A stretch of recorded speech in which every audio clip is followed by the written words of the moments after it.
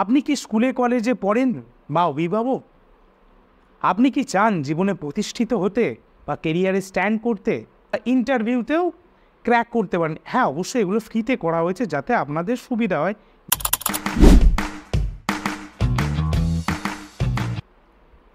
নমস্কার দর্শক বন্ধুরা, আমি শুভজিৎ, ইন্টেলিক্সের ফাউন্ডার। আজকে আমরা জানব বাঙালি কি নিজ ভূমি পরবাসী। চলুন একটু ফ্ল্যাশব্যাকে যাওয়া যাক। সালটা 1947, 15ই আগস্ট ভারতবর্ষ স্বাধীন হয়েছে, ইংরেজের গোলামি মুক্ত হয়েছে। তো আমরা বীর সুভাষের জাতির লোক, যারা সেই অগ্নিযুগে 41 জন হাসতে হাসতে ফাঁসির কাঠে মৃত্যুবরণ করেছিল। কেন তারা শহীদ হয়েছিল?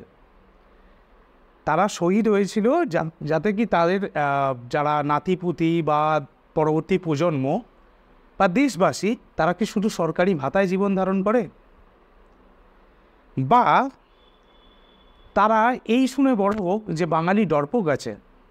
আগে না মশাই। তো এবার বর্তমানে ফিরে আসা যাক। স্বাধীনতার 75 বছর পর আজকে কলকাতা নিউ টাউনে আইটি হাব হচ্ছে। সর্বোপরি এশিয়ার দ্বিতীয় বৃহত্তম ফিনটেক হাব হচ্ছে, যেখানে এইচডিএফসি, বন্ধন ব্যাংক, ইউকো ব্যাংক এছাড়াও এরকম অনেক বড় বড় দেশীয় এবং বিদেশি সংস্থা, ব্যাংকিং সংস্থা, যারা এখানে তাদের রিজিওনাল বা হেড অফিস চালু করছে বা তাদের অপারেশন অলরেডি চালু হয়েছে, যেখানে প্রায় 2 থেকে 3 লক্ষ লোকের কর্মসংস্থান হবে আগামী 2-3 বছরের মধ্যে। এই পরিস্থিতি।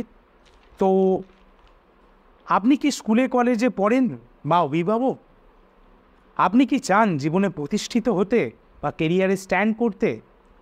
যদি হ্যাঁ, তো আমাদের চ্যানেলে ঘুরে দেখতে পারেন। আমরা অলরেডি একটা আইটি সিরিজ করছি, যেখানে সহজ পাঠে আইটি, এটা খুব সাধারণ বাংলা সহজ সরল ভাষায় অ্যালফাবেট লেটার অনুযায়ী বোঝানো হয়েছে আইটির কনসেপ্টগুলো, যেগুলো আপনার কর্পোরেট জবের ক্ষেত্রে কাজে লাগবে এবং যেগুলো দেখে আপনারা শিখতে পারেন, বুঝতে পারেন বা ইন্টারভিউতেও ক্র্যাক করতে পারেন। হ্যাঁ, অবশ্যই এগুলো ফ্রিতে করা হয়েছে যাতে আপনাদের সুবিধা হয় নিজের ভাষায়, বাংলা ভাষায় এই তথ্যগুলো জানতে, বুঝতে। আইটির পড়াশোনা কি খরচ সাপেক্ষ?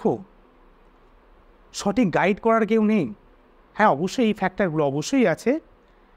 আমরা বাঙালি এবং বাংলায় কোয়ালিটি কন্টেন্টের, বিশেষত আইটি কোয়ালিটি কন্টেন্টের অভাব দেখেছে।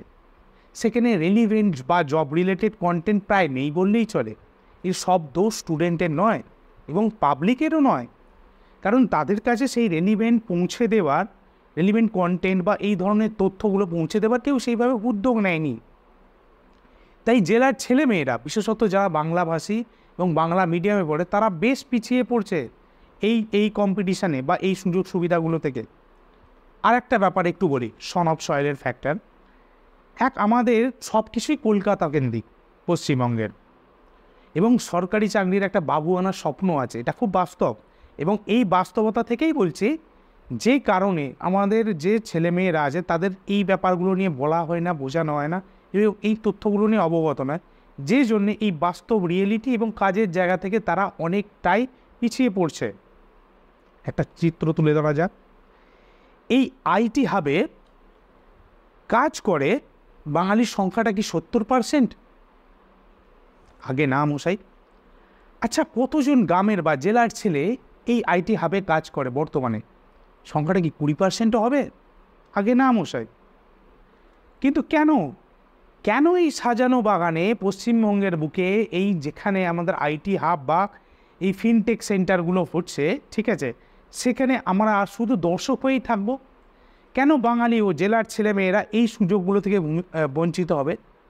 যেখানে অন্যান্য রাজ্যে যদি আমরা দেখি বা তাকাই ভারতবর্ষের, সেখানে ভূমিপুত্র সংরক্ষণ নিয়ে নানা রকম আইন কানুন আসছে। শুধু কি আইন করেই হবে?